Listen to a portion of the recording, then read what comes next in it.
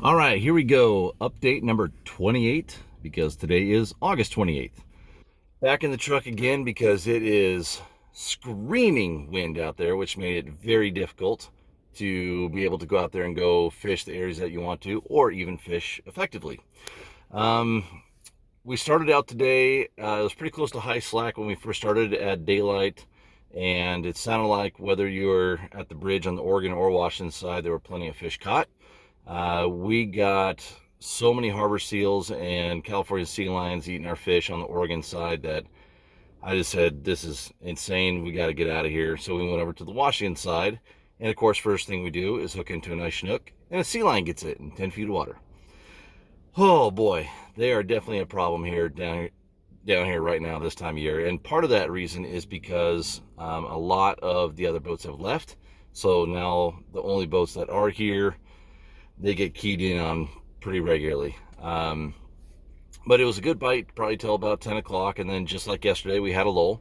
And during that lull, we kind of just hopped around and looked for them. And we get one bite here, one bite there, one bite here, one bite there. Just nothing too special. And then finally, once we hit the bottom of the tide, we started getting into a bite again down by marker 1. And there's a section there called picket fence that everybody knows about, and it is really crowded, and it's not very much fun to fish, but those fish will get pinned in there.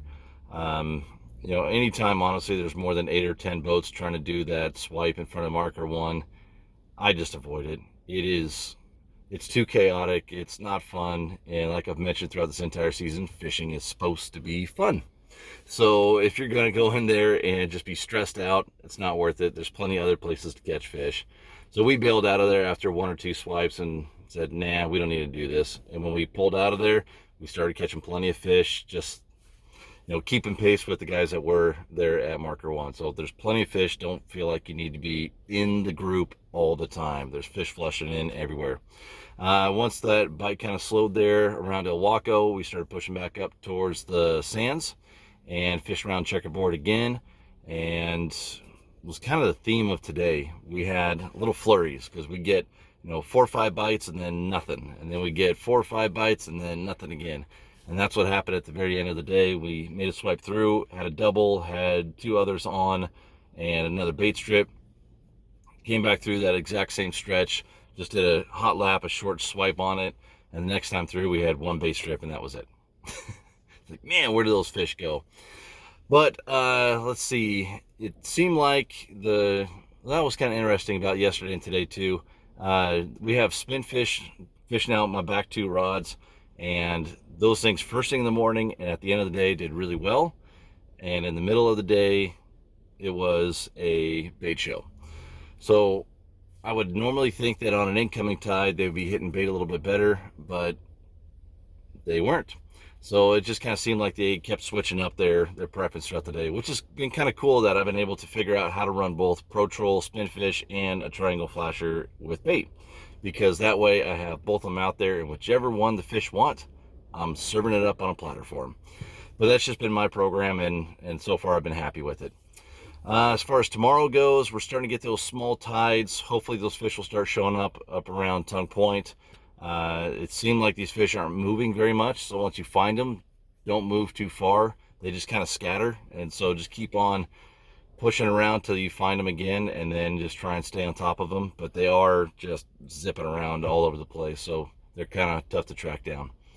So tomorrow, I think my game plan is I would love to fish the Oregon side again, but man, that was too many harbor seals and sea lions. That was pretty brutal.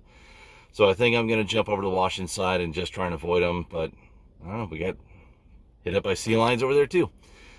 So I guess we're just going to grind it out and see what we can find. Yeah. Oh, that was weird. Yeah, today we had a weird one. So every single rod on the boat got bit except for one. And I kept changing colors on it.